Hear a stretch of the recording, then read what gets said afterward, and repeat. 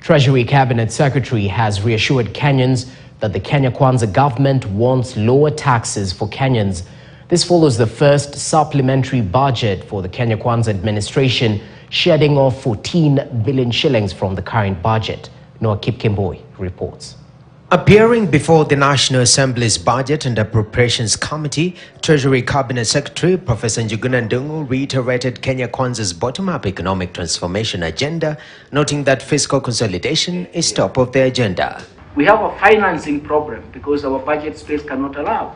But on the other hand, you cannot borrow to effect to finance those development projects. So essentially, you don't have any headroom, or you have very limited headroom in terms of borrowing. So those two constraints can only be solved by our fiscal side, that is expanding the tax base. We have to slow down annual growth in public debt. And obviously, everybody is agreeing to that. But the most important thing is that we want also, for us to move in that direction, is not to stop borrowing, but to make sure that we have an effective liability management.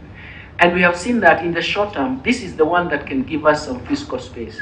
Even though total revenues to December 2022 grew by 7.9%, the Kenya Revenue Authority hit below the target by 44.8 billion shillings. There's a lot of anxiety in the country about increased taxes.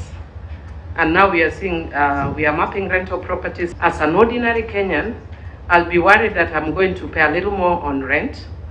I'm going to pay a little more if I was a motorcycle rider and the exemptions that were there before have been removed. I'm going to pay a little more to buy my motorbike. So basically, we're going to pay a little more on every single little thing. With a raft of new taxes coming into effect this year, the CS said heavy taxation does not necessarily translate to more revenue. What we are saying, we are going to rationalize the tax rates.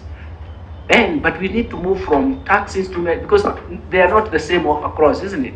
We are going to move into each particular tax instrument and try to optimize it to the point where it does not distort the market, it does not distort investment decisions, and more importantly, it does not create incentive for you to run away from taxation. The supplementary estimates reduces the current budget by 14 billion shillings, though Treasury says the 300 billion shilling reduction from the current financial year, promised by the President, has already been achieved. The overall fiscal deficit level, including grants, is now projected to be 5.7 from 6.2%. So that answers the question, have we reduced this budget by 300 billion? The answer is yes.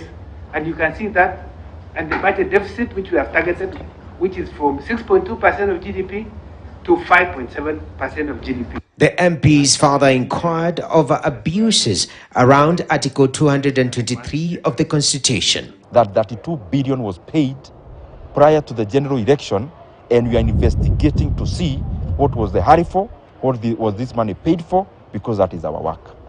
The supplementary has reduced allocations towards development and an increase towards recurrent expenditure, though Treasury promises to reduce tax exemptions, scale up use of PPPs, and roll out end-to-end procurement systems to help better manage expenditures. Noah Kipkemboi, KTN News.